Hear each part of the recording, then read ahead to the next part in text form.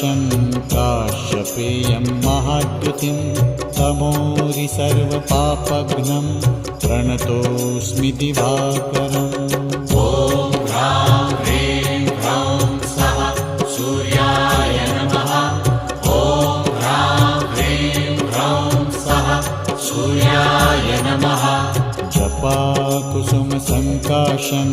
काश्यपेयं महाद्युतिं तमोरि सर्वपापघ्नं प्रणतोऽस्मि दिवाकरम्।